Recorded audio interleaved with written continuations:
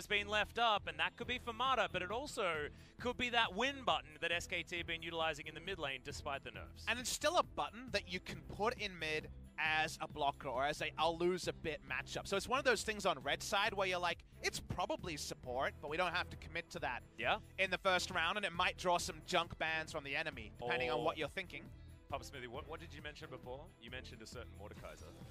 Mordekaiser Galio bottom Let's lane not talk with about the that one. Frostman. Let's talk about baby. Prince Jarvan IV on the side of KT. Oh, and also a Smeb favorite there as well. So you'd assume that it's going to Umpty, but could be top lane, could be support. Let's actually unpack or peel back some more, because remember, it's been Klid's go-to in a lot of recent matches. When he's not playing Lee Sin, he's largely been on Jarvan duty. And it's taking away from the potential Cataclysm and also Hero's Entrance duo. Oh, okay. Hey. KT giving up the flex here as the Sivir going to be picked away from SKT in theory. Also, still a two-way flex on the Vladimir. So still a lot of things going on here. Vladimir farming against a Galio is a potential mid lane matchup, but not expected, given that it's almost always Galio bot lane in the recent meta, both in solo queue and also in pro play. If you were going to flex that, though, I mean, I feel like you'd pick the Sivir later and go for something else instead. Maybe KT have got some crazy flexes in mind, as the Kalista has been locked in here by Teddy. So Kalista Galio gives a heck of a lot of agency to the old Galio. Here's what I'll say on that point. You're right, it could be a next level. But what I will say on KT's side is both the champions taken away pair really well with what SKT has. Jarvan for the engage, Sivir just to give the beefy boys some more movement speed and fight alongside a very strong tank line. So I actually don't mind KT's first round draft, but I don't think the draft really falls into place till more picks are there. Give us a bit more information. Speaking of more picks, the Nocturne taken away as a dive buddy. And Kalista Galio, a very possible duo lane for SKT. Yeah, it's what I mentioned before, but the Shen being banned away here I find quite interesting, unless SKT are expecting the Sivir to go somewhere else other than bottom lane, because I just don't know whether Snowflower will be picking it alongside a Sivir, because that lane I feel like auto loses to the Kalista Galio in a lot of ways. So Alistar has to be banned by KT. You know that as SKT, because actually Alistar hard counters Sivir as a champion. Headbutt Pulverize. Yeah, it's frustrating. Really makes her spell shield useless because of timings there. So actually, the Alistar ban's kind of guaranteed. And now we're in this spot where I imagine Klid just defaults on to Lee Sin, because why not? It wasn't banned by KT. They had to ban away the Alistar to make the Sivir work. The Nocturne ban, again, is a compositional answer. KT Rolster, their champions really are not bound to any position apart from Zenit on Sivir, so we're waiting to see how they can round out this draft. What approach they want to take. Right now, it's Teamfight Wombo. This would be more pick power, more teamfight if they go the Lissandra for mid lane, to Smeb on Vladimir against the Urgot, a very possible matchup. Means we're only looking for a support unless Jarvan going to be taking his best Spirit impression in the bot. Yeah, or if Snowflower is going to be playing Lissandra. Who knows what's going to happen here. As the double speed up, one of the favorite bottom lanes of old, with the Mantra Inspire helping out be a little bit of one of those on the hunts. But nope, not going to happen, as Gragas has been locked in and we're still flexing, Papa Smithy. I'm not believing that. I think we're going straight in there. It's hard engage comp with Gragas bot lane. And a lot of times it's, all right, we get a Zillion for Faker in the mid lane. That's exciting to see. We've been wondering if we'd ever see Fly jump onto the Zillion, and we get it out of Faker. Interesting choice, though, right now, how this Zillion actually works. Like, who is getting Zillion ulted? Kalista's the only real damage threat on this team. Right now, swapsies are going to begin, and it could be pushing power against the Galio, against the Gragas, I should say. I think it's going to be the bot lane Galio, but we'll wait and see the confirmation. Going to have that 20 seconds in about 8. Yeah, exactly right. So the cleanse is already there on Faker, and you would have expected Teleport to come in. And Teleport is going to be switched to, and the Zillion is going to be switched back. So Zillion is going to be picked up here, and of course, one of those legacy picks for Faker that he was very successful on, but only for a few games, and not recently, that is for sure, as he has been cropping up internationally, and we've been interested to see when he's going to first come out here in the LCK. My read on the SKT draft is very early to mid-game spiking, 2 items spiking comp, where you just go in with Reckless Abandon and 2-item Kalista kind of decides the story. However, you look on the side of KT and you say, Sivir Vladimir, I don't even need to see the other 3 champions. You guys are going to win late game, so very much going to be about roaming with Zillion and kind of doing an impression of what we thought we'd get out of the Aurelion Soul 2 games in a row from Gen G. I think this needs to be hitting the Rift hard and fast and maybe even loose to try to get out there. You're very able to turret dive when Zilean can just revive you, and any turret dive is worth taking. Exactly. Plus, Klid's going to be able to get to level 6 much faster because what else does Zilean do? He randomly gives you jungle a whole bunch of experience. So he's going to be able to get a few of those procs to try and get himself around a nerfed jungle experience a little bit better. I'll take your word for it. I'm not a big fan of the jungler showing himself in mid, but let's hear the fan chants. First Telecom war in this park.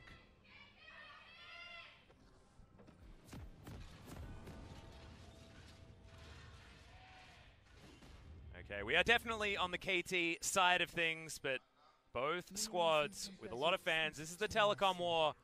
See who's going to be able to take game number 1. Observer shows off. Hail of Blades Kalista. Looking for trades. Very much a trading keystone. You would also think Glacial Augment Zilean. Yep. That one means we're going to probably see a GLP out of Faker. Maybe Twin Shadows. You're very annoying. I'm actually a big fan of the Glacial Augment on champions like Zilean. Because remember, Zilean has the world's most annoying AoE stun, but otherwise, you know, he's speeding up, and he can't always use his E for a slow. Having those extra CCs all over the place can actually be super valuable. So this seems like a Faker special that he's showing off. No cleanse in the mid lane, though, so there is going to be some spots where when the CC starts, it may never end, and there's not always the guarantee the ult will be in, as Snowflower just defending Umti on his ward clear. Yep, going to make sure that this first clear is as easy as possible. Throws in a flag here as Commando Jarvan. And SKT setting themselves up for a potential gank at the beginning, but Mata just going to pull the wave just to make sure that it's pushing in the right direction, and SKT are allowed to set this one up as best as they'd like. So let's try and wrap our heads around Hail of Blades, because you would think in almost every trading scenario that the normal lethal tempo would provide more, and obviously scales better because you can go over the attack speed cap in a team fight. However, let's ask the question then, what does it give you? It gives you the ability to go Ravenous Hunter and also Taste of Blood for stronger laning. That's what Kalista's getting here. It's the other runes in the domination tree really help for a laning, and also in a trade, you get the 3 autos in, you rend and you get out, right? So it's a trading and laning keystone in this case, rather than some of the other choices that Kalista more commonly goes. We also saw the Glacial Augment, which is much more about abusing the keystone on the side of Faker. Yep.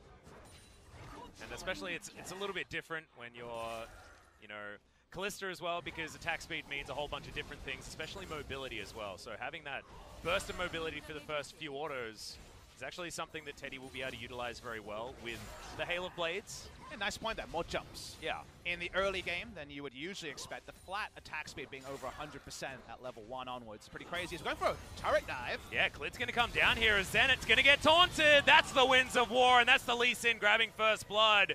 We have started very early in this Telecom war. Before 3 minutes, first blood going over to Klid. And you're going to be oh so sure to pull off those turret dives. He was deaded really quick. Oh, yeah. But the teleport does relieve a lot of pressure from it, so the only thing you really claim here is the gold onto Klid. Well, actually, that could actually be a huge deal, as Mata's going to go down very, very low, as we see in this replay. This is really well calculated, because remember, turret die is less forgiving on the 2019 patch. Turrets now do ultra damage.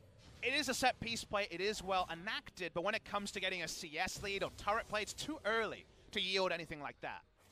Also, not enough to get a kill onto Faker in the mid lane, but they do get his flash as we see the aftermath of that gank. It's just one of those weird things where you sit back and say, it took a lot of summoners. It took heal and double summoner from Mata. It drew Ignite and Teleport, but it didn't get the flash of Zenit.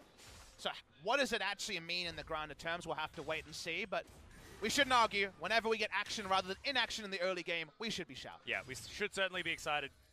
As Khan's getting pushed in by Smeb here up towards the top side, and we've got a slight advantage for the Vladimir. Always a good news story for the Vladimir squad. Not necessarily the safest lane for Vlad. We haven't seen people bold enough to try Vladimir into Urgot this season. Not a lot of them, no. Can't disengage that ult very easy. You need flash to do it. Speaking of disengaging, Snowflower might need to here, as he's going to go down very low. His Aftershock is now procced, as the Rend is going to show us that does a fair bit of damage here in this early stage of the game. Level 4 for Teddy, level 3 for Zenit.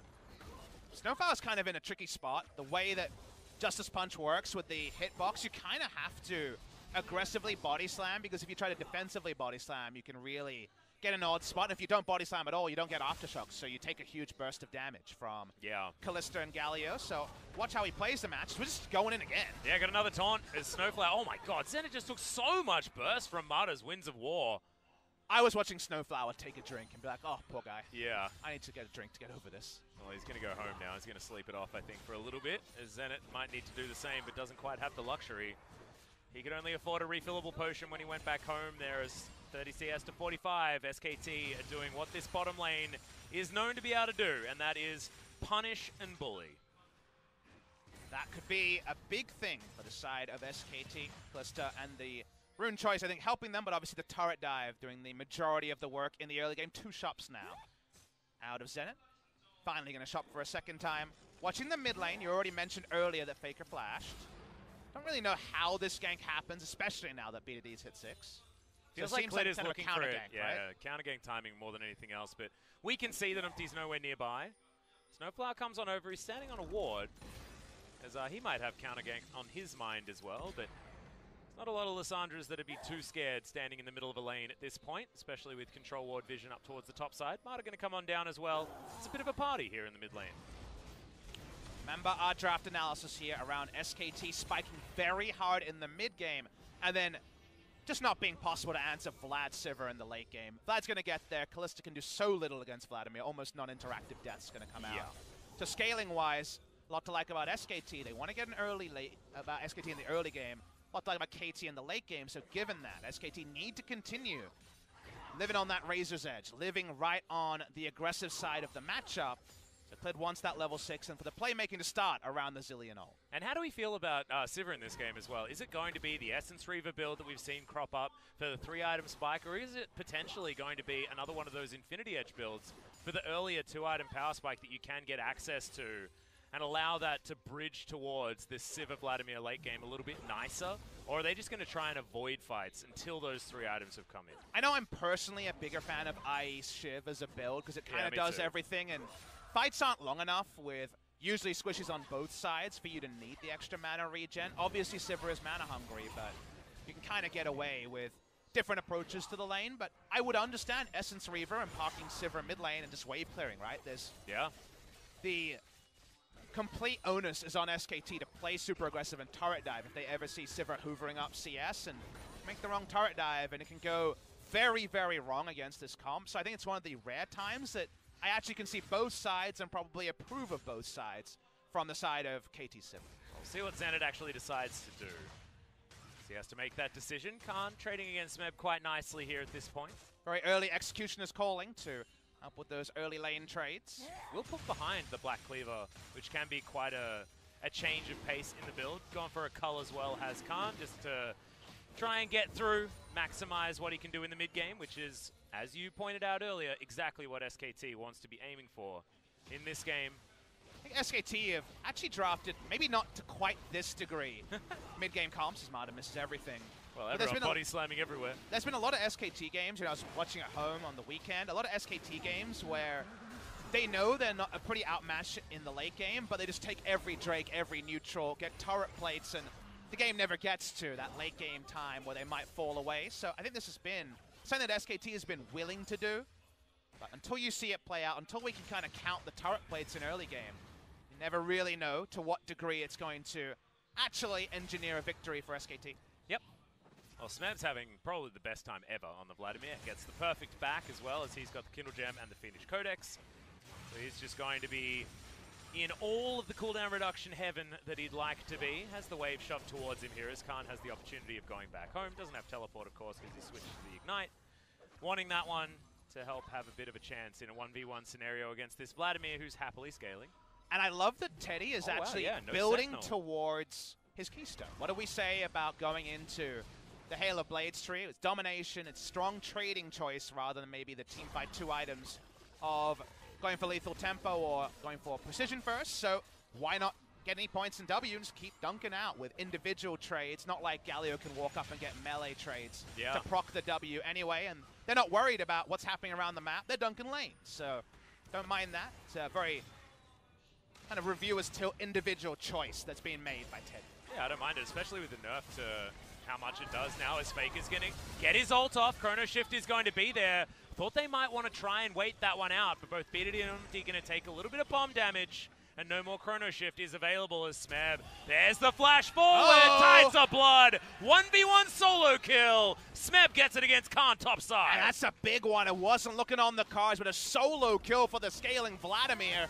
Oh boy, we're going to have to understand how that developed, because it just seems like over-eagerness by Khan to be that far up the lane in a trade that he clearly wasn't winning in a dominant fashion. And especially when he was building for a lane with a cull, things like this, didn't have the battle stats to take this on. It has to be an aggressive E. This is with misses the ult. Yeah, he misses the ult, and this is with no ally around, so it's not like he was looking for gank assistance, so that is a huge, unfortunate trade. Doesn't matter.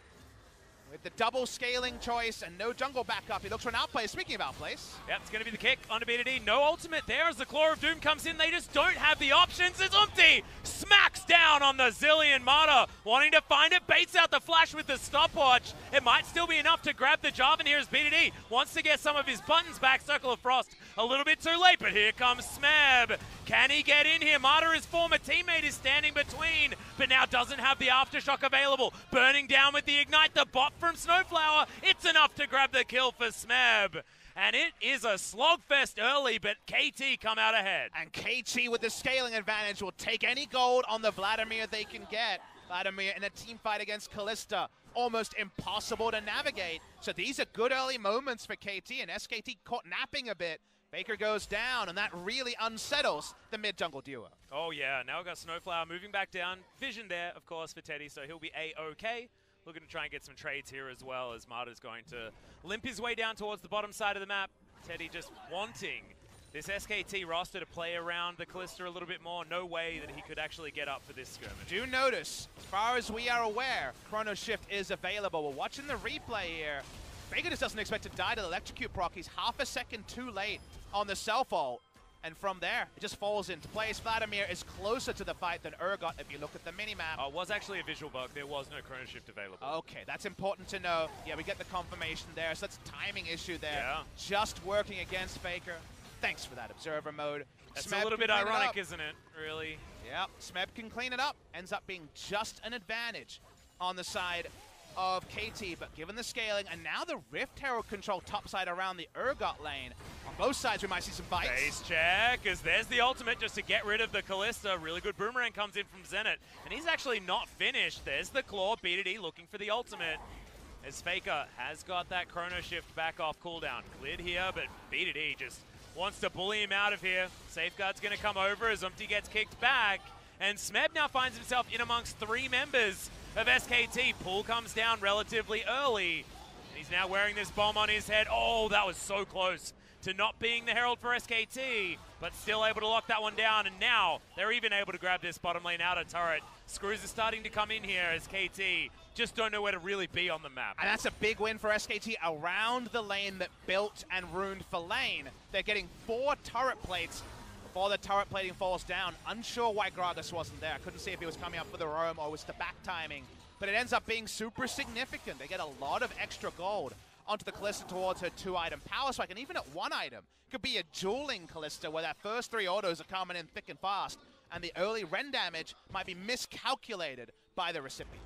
Yeah, that's Blade of the Ruin King already done. So first item spike coming in here. Zenit building towards Infinity Edge. But not quite there yet. Still needs to finish that one up, and will be a decent 1-item spike. A fantastic 2-item spike with the Shiv or the Rapid Fire Cannon, depending on where he wants to go with his Zeal item. And then I'd assume something like an Essence Reaver to come in afterwards, but we've also seen double Zeal item just for as much crit as possible, alongside your Infinity Edge with the extra value you can get. Well, the build that always does something is Shiv, because then you always delete minion waves outside of Baron buffs, so I think he might consider that. Infernal Drake, and with it, 1 item already done on Teddy, so bold to walk up to this. So KT will give it up, control bot side, as ruined and expected on the side of the Kalista. Top side, will he play this one better? Oh, well, we got Hemoplague coming in here. He's holding onto the pool, is Smeb, as Hemoplague's already done. Okay, Smeb, can he actually get to it? Crimson Rush back available just then, and now BDD's going to come in with the Claw. Ultimate was available for BDD, but Khan just gonna not be able to do anything. Nice timing there from BDD. And welcome back to the LCK to Smeb, someone who's received the most criticism of almost any player next to Peanut in the entirety of the LCK. Played that super well again. Khan not able to find that ult, even though he baited out the pool finally in the mid lane. With Terrible put down, there's still potential for SKT to hit the map. But KT are coming out like bandits in a draft that could have rolled over with some stronger movements in the early game by SKT. Yep, exactly right. So the reason why SKT still has this lead that's quite solid is A, that turret falling down in the mid lane due to Shelly, and also the bottom lane outer turret already being dead. So 1 turret to 2, top side of the map in favor of KT, elsewhere in favor of SKT, but so many more turret plates actually coming down for SKT earlier on in this one as well. That Disdain missing was everything here in this matchup. And the other thing is, who's going to pull first, and can Khan hit the ultimate? He has to hit this one. Juke to the right there, not predicted by Khan. BDD comes up top. And there's really no counterplay after all of this, but again, Smeb has made some really elementary mistakes so far this season. And while that's not the biggest epic outplay, it's not a Riven pentakill like Smeb 4 years ago, small moment like that might end up being important given where this game seems to be going with the Vladimir. Yeah, watching Teddy miss that cannon creep was very depressing. As BDD up here to answer this wave push. Marta's here as well, so it could be a scary time here potentially. But I feel like the Telecom war always is just a very different beast. I mean, we might be setting it up with all of these different trends and things that have been happening so far throughout the season, but SKT versus KT always delivers in one way or the other, and it's not often exactly the way you'll expect, and that's happening once again here. Between SKT and KT, the rise of Smeb seems to be the story of Game 1. And it's one of those things where the battle lines were drawn in this rivalry 15 years ago. That's how long in Korea there's been a rivalry between these two teams. 5 years before League of Legends even released in StarCraft 1, it was a big rivalry. They're looking for Khan under turret, but is going to be spotted on a ward. You always choose one. There's nobody that's a fan of both these teams in Korea. You either like Flash or you like Boxer, Pop Smithy. Faker or Score. Kind of awkward. Score's not playing in this game. Clid's here to try to find some coverage. They want another turret. Yeah, Q going to land, but he can't follow that one because it killed the minion. That's a problem. They're going to be able to take the outer turret on the bottom side, but answered immediately top side of the map. Marta and Teddy up there. So going to be relatively even, and BDD is here to pick up this minion wave, so in a turret, no damage there. Khan towards the bottom side of the map catches his wave as well, and the Gromp is going to be taken there by Clid. So far, just trading farm, see who's going to be able to make the first move. I feel like these mid-game skirmishes are just going to be so incredibly important. And they are advantage SKT with just the champions they've chosen and the 1-2 item spikes being cleaner than the available pickups for the side of KT. So they still have a gold lead, an Infernal, and a comp that wins now. KT have a scaling comp, and the S word has been one that we've spoken very rarely this season. Yeah, it's a dirty word, but I feel like it's getting less and less dirty. It's taking a bath week in, week out. As that's the back that's going to get interrupted. Khan not going to get knocked up just yet, but that's a lot of damage there from Umpty. The flash comes in immediately, and they get a teleport from Faker. That is so many resources just to get Khan back to base. And that's just a greedy shopping spot that a lane ward catches, gets 3 summoners out of if you include Faker's teleport. Yeah. Now playing the map and outnumbering with the comp that wants to fight now gets trickier. So that's a way bigger win for KT than first meets the eye. Snowflower has to be a little bit careful here. Infernal Drake is going to be coming up in 40 seconds. Smeb moving on over, as if they manage to get a pick off onto Clid, that's going to be a huge deal. But SKT feeling the same way about Umpty. No stun going to come down there. Zenit, he's been caught. And, oh, wow, actually got the spell shield in to get rid of the Ren. Teddy was about to get that kill, but didn't quite happen. But Zenit had to use the ultimate and his spell shield, and now has to go back. Agreed. From watching, it seemed like the spell shield timing there was what was key. Very tricky because, of course, no animation there, just an instant cast. So you just have to feel it. Feel it this time, and important means he's going to get it back. He's going to come back with the teleport and be competitive for this Infernal. But it's still where SKT are noticeably stronger in terms of their items and scalings. So can KT do anything other than poke around the Infernal? Well, that red buff goes down very, very quickly, and they don't decide to actually take the Infernal Drake just yet. Teleport available from BDD. Smeb can also get in there at the same time. No teleports from Faker, and there was a great flank ward that's just going to get taken down Zilean able to do it, and Clid started up this dragon already. Look at SKT lying in wait. This is really big, because now Lissandra has to walk up. There's no flank ward. That was actually really important vision clearing by Faker. Yep, another one going to go down. Gets put in exactly the same position, but the Lissandra, it doesn't matter. She's already here. 50-50 time, but the reset comes in on the dragon. Clid still holding his position. This is so... Oh, it's not going to happen. Umti going to be able to take this one down as Circle of Frost is down onto Clid. Oh, man, that timing was so beautiful as Marta's going to try and get them out of there. Smeb dives on forward. That's 3 members hit with the Hemoplague. Frozen Tomb comes down as Faker does revive himself.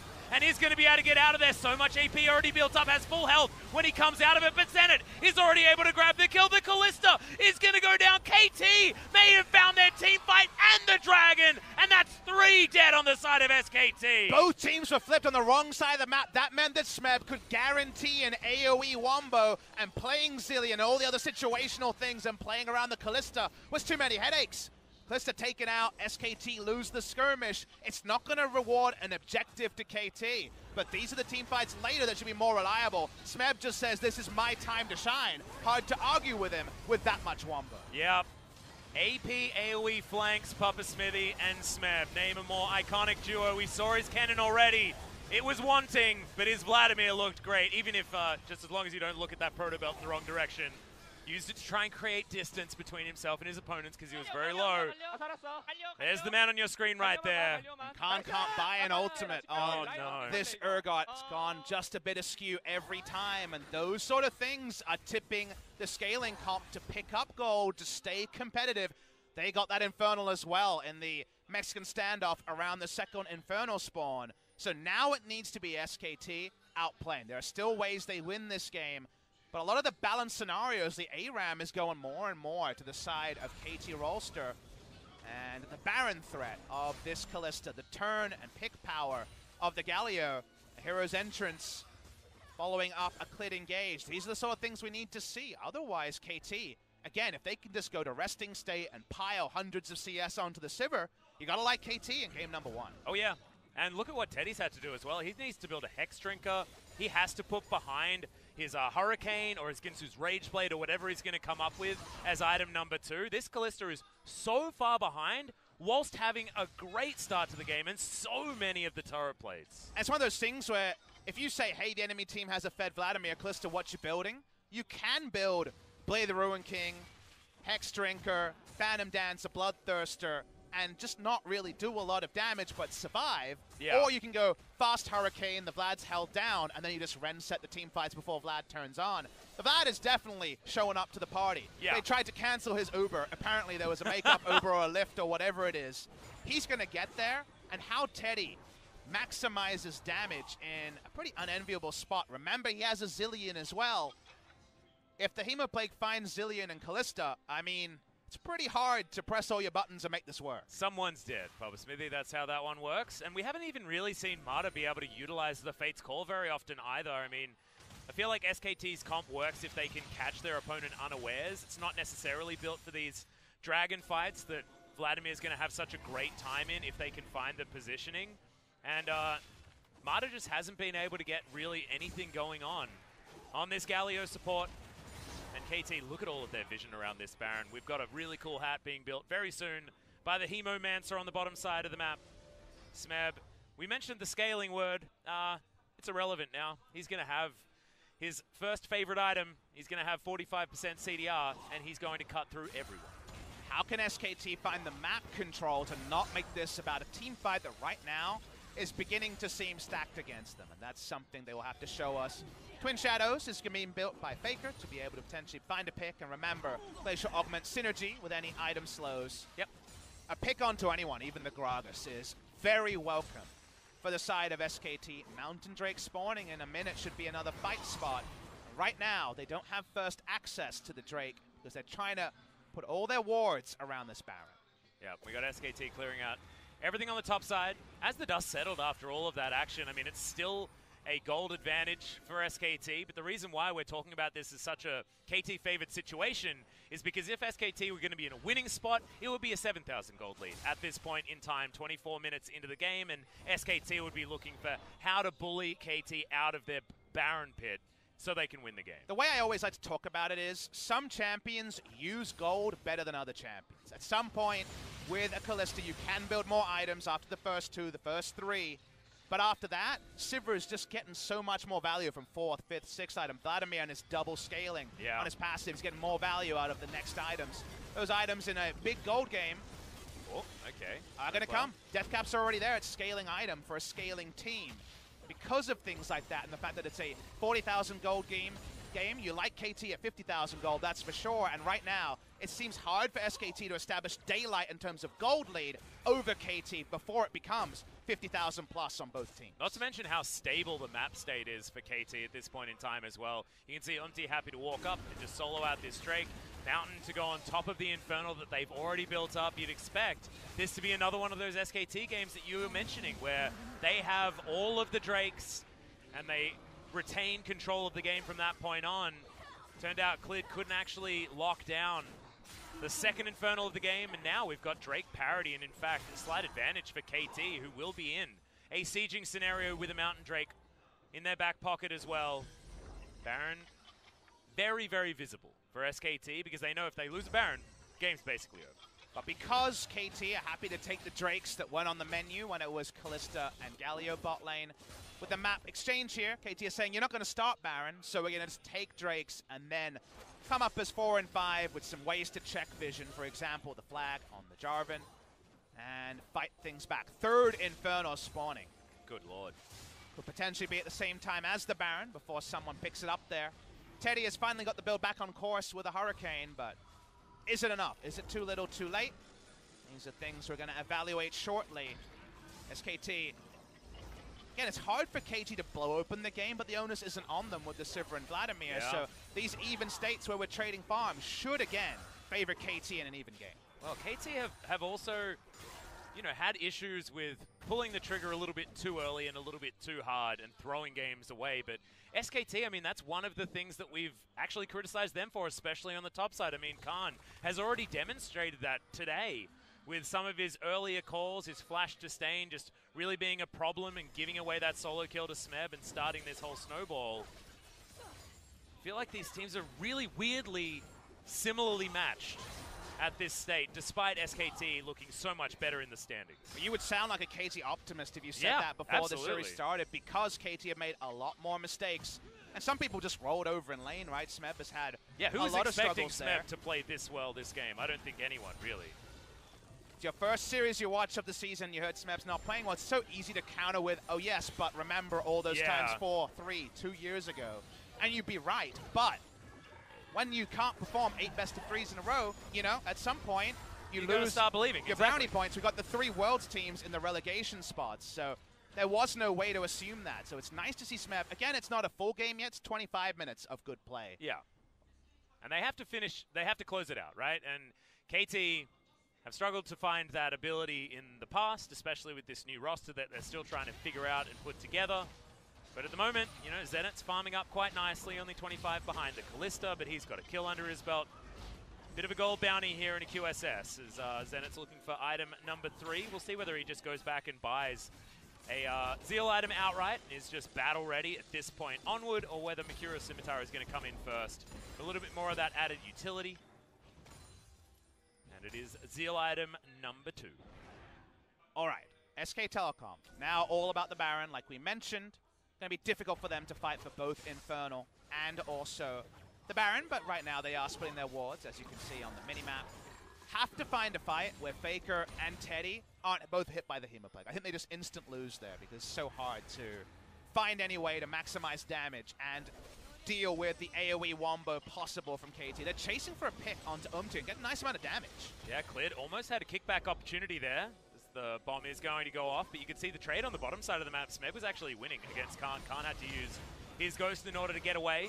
Vladimir is very scary with these 3 items built up. And SKT have the veterancy of a lot of experienced players in a game that's right up in the air to make the better moves here. You're really eyes on Snowflower, Zenit, and Umti in particular to not be caught out in these push and pull moments where vision is established for one team around Baron, then it's cleared out as the enemy team gets Infernal.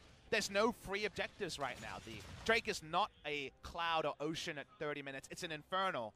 in a very even game that is a must contest. So because of that, the push and pull, the vision exhaustion into vision replenishment that requires recalls because of the maximum 2 control wards is the sort of spot where if you're new to pro play, you make an understandable error and the enemy team just runs away with the game from that single mistake. Yeah, and I think the Infernal could potentially be used for some sort of bait here. And on the side of SKT, if they can take the Baron quickly enough, because their Baron secure is so incredibly strong. So it's not likely to get to a 50-50 scenario, because even though it's been nerfed, Ren still does a bajillion damage to Baron if you've got enough sticks in the purple worm. So there is an opportunity here for SKT to run some shenanigans, because they've had vision on Baron almost this whole game. They can't rush it that fast, though, Atlas, because it's only Kalista. Zilean, no Baron damage. Urgot, okay. Lee Sin and Galio, obviously no Baron damage. So yeah, it's actually not going to be super fast, especially without that mountain they would love to have that KT was able to claim. The secure range, like you say, is still pretty good with Rend and Smite. But we'll focus on the action right now. It seems like 5v5 around the Infernal is the call. Only 1 blue ward on Baron, no red vision in SKT. And they find the right angle here. As pressure BDD is on SKT. Yeah, exactly. He's just pushing that inner turret on the top side. As soon as Faker is seen on vision, which is about now, KT will be able to pull the trigger potentially on this Dragon. Not going to do so. Going to continue the siege there in mid lane. As KT want to get the vision down. They're not making any overly aggressive moves. Clearing out vision, and now we'll most likely head towards this Infernal Drake with the bottom wave under control from Smeb's Vladimir. Okay, turret's going to be taken here as... Okay, Zenit, this could be the big problem. Flash forward, Khan is going to be able to pick up the kill. Then that is just a huge mistake. Snowflower going to be in trouble here as well, as Smeb's trying to find the backline, but he doesn't want to take just one person. Fear doesn't land onto Smeb, but it's beyond death for Snowflower. Hemo Plague underneath the turret as Smeb goes into his Zhonya's. Has himself the Crimson Rush, but I just don't think it's going to be enough, and it's not. SKT, they find the fight. BDD can't do anything. Caster Curse is real. Zenit, one of those players new to the big stage, overextends just for a greedy 500 range auto on an outer mid lane turret, and they may lose the game from that decision. That was 100% a flub. Absolutely a flub there from Zenit. Really unfortunate stuff. You can understand, you know, the rookie of the team going to be the one to make that one happen as Umpty. He's a fear beyond death away from dead, and it doesn't even matter. The bomb goes off. See you later. And the Dragon's not even going to come in as a consolation prize for KT. And this is where you come in as the independent auditor and say, what was the cost of that last auto attack on the outer mid lane turret from Zenit? Game Infernal, 1. Baron, so much gold, bounties, the kill gold. Like you say, game 1 is the most succinct way to write it. Legit, overextending for that auto. The play that loses KT this game 9 times out of 10. And that was Zenit with gold for a static shiv sitting in his back pocket as well. I mean, it's just almost unforgivable. And look at the minimap. Sorry to cut off. Look at the minimap. He doesn't know very much. They don't have any forward vision for him to be overextending for this play. Goes down to the Ignite, coming through from Khan, cycling it out of the unsealed spellbook. And then everybody's out of position because Shiv, Rapid Fire Cannon, i.e. Sivir, greeted for an outer turret. And unfortunately, that is inexperience versus experience. There's no lapping up that mess. There's no making it all right again. That's spraying paint all over a Picasso and then asking for a do-over. Yeah, exactly right. You're not going to wash that one off. So really unfortunate stuff for Zenit. You could imagine he's definitely kicking himself at this point. This replay is going to continue picture in picture. Goes for a pick onto Zilean, I guess, with ultimate up, and then dies to the Urgot TP. So yeah, that's not a rookie mistake. That's a, unfortunately, brazen mistake coming through from Umti. Looks like tilt to me, to be honest, Papa. And you could understand it as well. I mean, they were just in so much control, and now double Infernal. Now a Baron buff, and a 5,000 gold lead that sprung up out of nowhere. A really cool hat for this Time Lord. Moving towards the bottom side of the map. And SKT have just turned this game from really difficult into really easy. Extremely fast. And they have Zenit to thank for it. A lot of hugs and a lot of mental recuperation for game number 2 for KT. We're thinking outside of just the most picture-perfect wombo, but summoners are down. Baron buff is the ultimate equalizer, even against a Sivir. They continue the pressure in bot lane as Urgot brings up the minion wave in mid. Yep. Smeb can be left on the bottom side here, most likely, to try and clear out this minion wave, but it's getting more and more difficult around this map as Teddy bouncing on in there. He's got a Bloodthirster now. Overshields galore. for this Kalista, who's looking way tankier than he deserves to be at this stage of the game. It wasn't a scenario that KT should have been able to be put in, but thankfully for SKT, there was one mistake and they capitalized about as much as you possibly can onto it. Mata does have flash, so that taunt needs to be respected. And they're just going to break open the base slowly but surely. And this game went from easy to very, very, very, very hard for KT in an instant. But can Umti actually make something happen? On the Hunt has been popped as Fate's call is going to be in. KT looking just to wait it out. Is the Galio going to move forward? And SKT take 2 inhibitors, and there's no counter. And as a counterpoint to the moment of madness from Zenit in the mid lane, consider that play where the SKT cool head said, what are we fighting for? They could have re-engaged. They got flashes and everything up. Yeah. They had the Fate's call, and then they're like, wait, we got double inhibitor. There's nothing to fight for here. We can just back away, get a shop, and be fine. And that is the sort of cool head that was lost from KT. And to me, the most criminal thing for KT is the VOD review of this game is pretty useless. You pause and say, hey, are you going to do that next time? No, we'll say Zenit. And then there's really no other analysis to it, right? It's just a clear case of you don't know where the enemy are. You don't know. You're not getting a massive game-winning lead from killing this outer mid lane turret. Everything else is going fine, and you have scaling advantage. I actually think it's worse than that, Papa. He knew where his enemy was, and he knew that he was in threat range from them, and still went for it. And I mean, you want teaching moments when you're 2 and 6, but not a lot of teaching moments. Just a the teaching moment is don't do that ever again. He knows that, but I'm sure he will need a bit of time to compose himself. Will Zenit coming into future games? We'll see if Gango finally gets a return to the roster. SKT pushes up. They'll get their last inner turret of the game. Smeb thinking about going for some sort of flank, but vision is available there for SKT, of course. It's pretty comfortable at this stage of the game. The ability to just shove these waves in. The super creeps will do the rest. And SKT, not a lot of onus on them to perform at this stage with everything that they've had available to them. Baron up again in a minute and a half, but 40 seconds is going to be the Elder Drake, and with 3 dragons stacked up and a couple of them being Infernals, they probably want to get a whole bunch of stats before they finish this game off. And the most that KT can hope is they get a 5v5 with no asterisk, where they get to run and use the Hemo Plague and try to take the compositional lead, the scaling lead, as we talked about. Problem is, SKT have played against a lot of these comps and has taken the objectives like 2 inhibitors and never make it an honest 5v5. You don't need to. You can play the map here and minimize the chance of KT ever getting a wombo. Vladimir walking through mid lane. This is 3v4. They're trying something. Fate's call. They're looking for Zenit, but it's a great spell shield once again. Umti going to put his whole team in the Cataclysm and is taken out for it, but Zenit is free hitting on the backside. There's the flash forward from Smeb as Faker goes into the Chrono Shift. Teddy can't re-enter the fight, and now Khan has to be the protector of this squad. Smeb goes golden. Zenit still in the back line. He gets exhausted here from the Urgot, but he has to disdain to get himself out. Faker, can he actually do enough to help this fight as Mata wants to be the hero? Not going to land the taunt though, and KT, they may have found their team fight. The Frozen Thralls are in, and Faker's going to grab that first kill. Now Khan with the Purge. The shield is there. One more crit, and Zenit will get rid of this guy as Kalista's top side. In fact, Teddy's given up on this fight completely, and somehow that looked like it was going to be a KT win, but SKT come out ahead. Teddy noped out of it early. You see that they need the minions to actually force a defense out of KT. We talked about the team comps for a reason. This is the price you pay for going for an early to mid-game spike, but then again, you see that with the minions working against them, with the gold lead just coming out of nowhere, it's so much harder for KT to execute, even though that went about as good as possible for KT Rolster. Yeah, Umti going to come on over. Teddy just bounces over the wall, though, and just not a lot of options here as the blast going to be taken. Umti at least is going to escape, but he knows that Elder is going down. Doesn't land onto Mata because he hadn't actually spawned just yet. That's the only good news KT can take from this. We have a look at this team fight. It was certainly messy. Definitely. They just decide to hard engage. It's a huge engagement called by the side of KT. Teddy with the instant cleanse. But notice that Teddy and his positioning in this fight, he's trying to kite upwards, can't walk past Vladimir. He actually never re-enters the fight after this. He goes topside, and we're just watching the bot side as Lissandra just zones away the Kalista.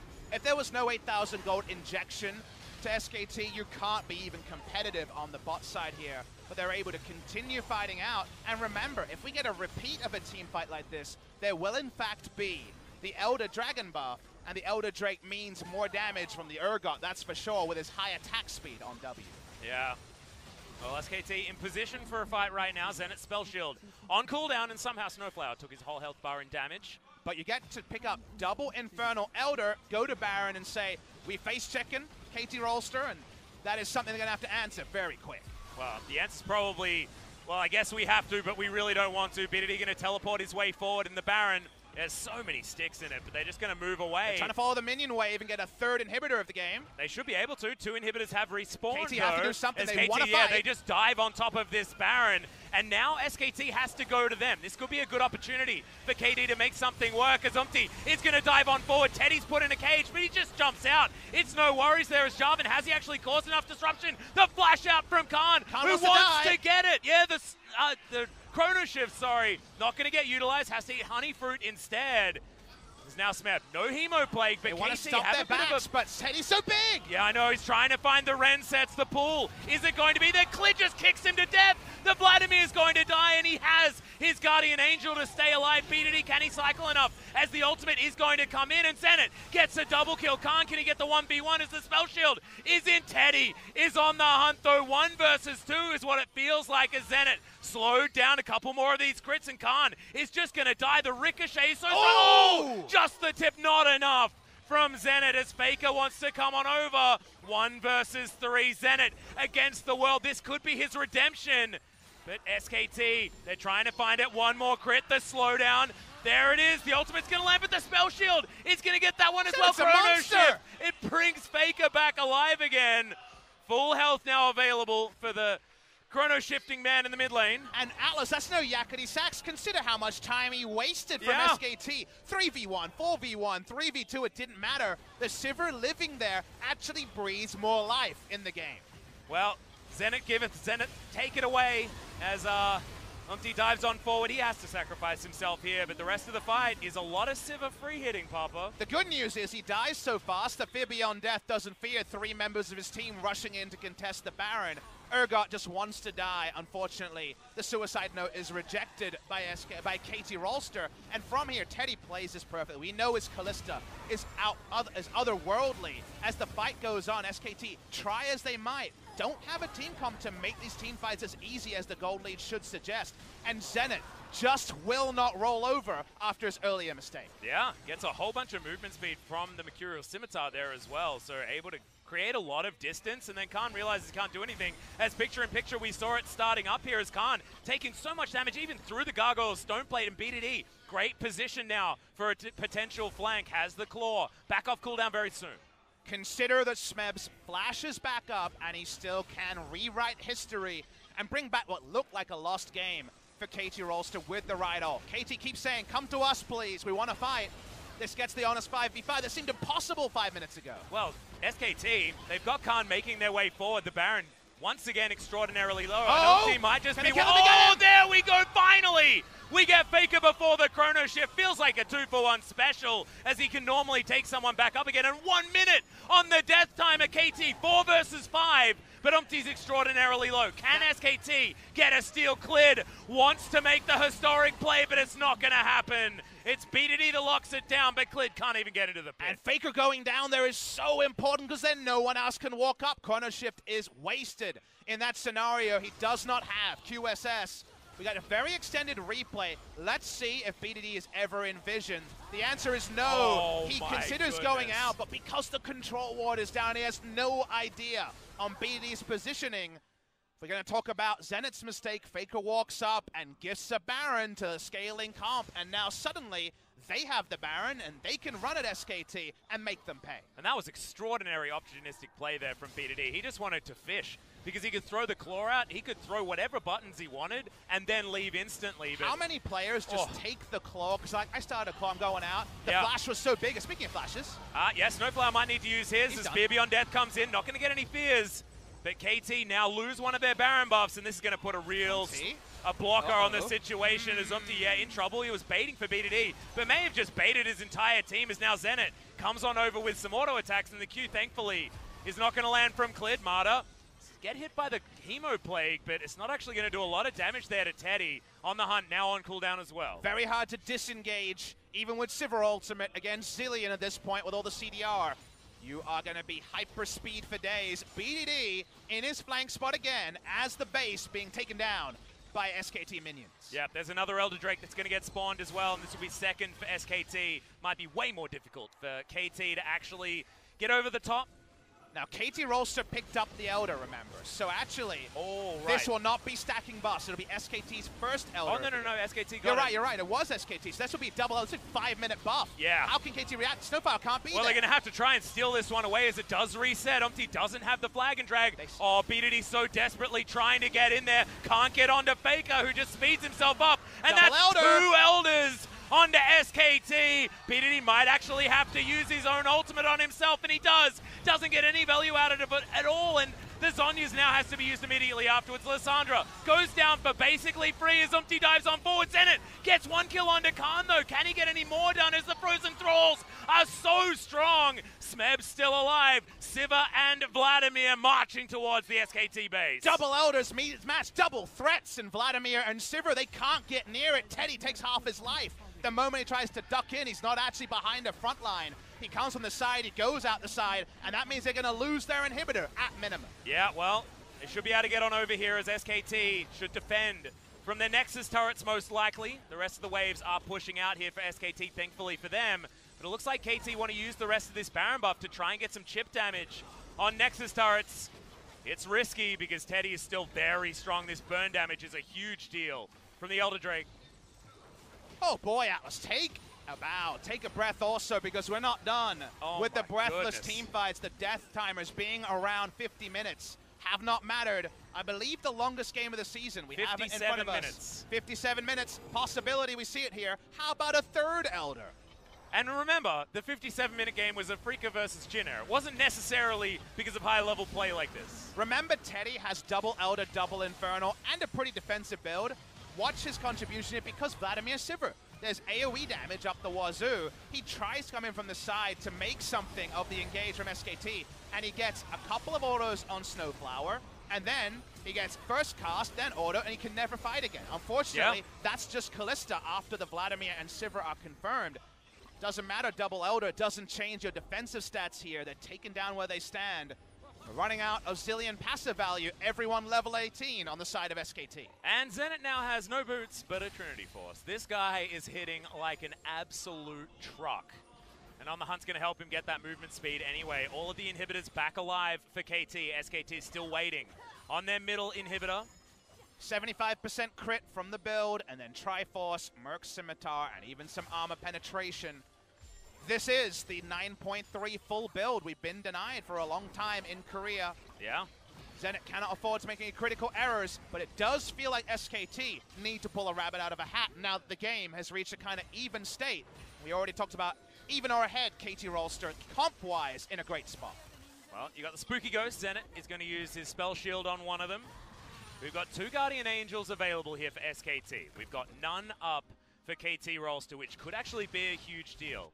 Meaning that we've got 3 extra lives for SKT. A lot of deaths need to come in before they're actually going to be wiped off the Rift. I actually really want to see, I'm going to get it up on the screen now, who's actually got Warding Totem, because Teleport flanks this late in the game with control wards at a premium, regular wards at a premium. Does feel like it's going to have to be a turbo engage from a Sivir and say the Spellbinder on the side of the Vladimir. That makes Vladimir more predictable and easier to space out Kalista and the Zilean in a fight. He does have that Warding Totem built up. A couple of wards sitting in Snowflower's inventory as well, of course. Hard to scout them out, though, this late in the game. A lot of people will change back to Warding Totems, and you have that duality of Warding Totem is beat by Sweeper, which is beat by Spot Vision on the blue trinket. Always very intriguing to see where all those things go. Will it be about a Baron spawning in 20 seconds, 2 minutes on the 3rd Elder of the game, both already claimed by SKT, and they still have the buff for a minute 15. Yeah, there's a minute to go as this Baron is going to come up in 10 seconds. Zenit just throws out the ultimate. Okay, it's looking to make an aggressive play. I like the mindset. That's going to be a big button now on cooldown, and SKT can play around it. I guess the thought was they had 2 flank wards if SKT took the fight for Lissandra to join on, but doesn't end up leading to anything. Oh, speaking of flanks, Zenit's Spell Shield is on cooldown. Fate's Call comes in. Teddy wants to jump on top of Smeb, but he gets the pull off in time. Does have the Zhonya's, uses it immediately. Mata taking a lot of damage, but Smeb is able to get out. Chrono Shift onto Mata there as well. He is going to get himself back alive again. Is cleared, is battling BDD. Claw does come out, has the Q available once more, but Click gets the solo kill in the back line. What is it about these massively long games? And mid lane is getting soloed out by junglers. And it's such a big moment. If you remember the pivotal moment of the 94-minute game, that's what I'm saying. It's when Umti soloed out Faker on the Kha'Zix versus Kassadin. They're going on to Smeb. Oh no, he's going to dive on forward. Doesn't have the Zhonya's, doesn't have many hopes, as the Hemo Plague is going to give him a whole bunch of health back. So thankfully, he lives to fight another day, but that's without Flash, without Teleport, and without Ultimate. And if you ask the question, how could a Lee Sin deal with a full item Lissandra? That's double Elder buff, meaning every auto was actually doing damage on the Lissandra who did not want to use ult. Sivir ult is used. They're trying to contest the Baron. It's at 7,000. Yeah, well, they don't have the Elder anymore. And remember, this is a Kalista squad. They've got the Rend available, and Zenit not actually getting any autos in here. Immediately, he's going to get that cleanses. The Baron is now on SKT. Zenit gets locked down and destroyed. Khan grabs that kill, and at 50 minutes, SKT will secure the game unless Smeb can do anything about it. A game that had everything is defined by Lee Sin and Clid catching BDD on a flank. Now with the numbers advantage and the Baron buff, the game will end. Congratulations, SKT. What a roller coaster. That was incredible. KT put up such an incredible fight, and we almost forgot Zenit's mistake because of how well he played a couple of those team fights in a row to try and bring it back. That is huge from the rookie player on the KT side. And I'm just excited that we've got ourselves a Telecom war that we can be excited about. And I'm also super glad that it's a best of 3 and KT have an opportunity to fight back. One of those Telecom wars of old when these were the two best teams in Korea. That is no longer the case, of course. KT almost brought SKT down to their level, but experience to me was the big separator here. People knew their role better on the side of SKT than KT, specifically with Zenit in the early game. Still, the scaling comp almost brought them back together, but SKT keeps them honest. Clid goes on a hunting mission. BDD won't get the flank a second time like he did on Faker. Taken out by the Elder Dragon buff of all things. Yeah. And honestly, the only squad sitting on the sidelines feeling relieved is going to be the Griffin fans, because they see SKT have to fight so hard to take down KT after they made quick and easy work of their opposition who entered this match on the same stat line. Yeah, absolutely. And if you remember as well, I mean, Griffin made short work of both SKT and KT themselves. So it's feeling like they're on a different plane. I actually just don't care. I don't want to talk about Griffin right now because this is the Telecom war, and we wanted to get exciting League of Legends. I didn't think that we were going to. I have to be honest with you, LCK fans. I wasn't expecting this to be close at all. I was expecting an SKT win, and I was expecting it fast. But this was everything but that. This was what looked like a KT victory, getting thrown, and then SKT throwing it back, and then an hour long, and SKT, without the scaling advantage, win the game. Just incredible. It's so hard to make a comp like this work with the one threat, with just being all about in and out of aggro. We're going to get a replay before we go to break of the fight, and this is Teddy saying it's time for the go button. And the fact that Vladimir is out of the fight, no value out of a bajillion gold on Vladimir. No longer is it Sivir and Vlad as best friends, and this is what was on the top of the screen. BDD fails his claw, flashes out, and Clid says, hey, I'm battle ready. I've got the Elder Dragon double buff here and able to chase down. BDD never ults during that play, and that ends up costing. So first it was Zenit, then it was Faker, back to BDD. Those are the names that really were the big inflection points for game number 1. Yeah, it's so incredibly sad. And we saw BDD's face after that game as well. I mean, he was red-faced. He looked like there was almost tears in the eyes because he knew that largely because he wasn't there for one of his incredible flanks that he got throughout the rest of the game.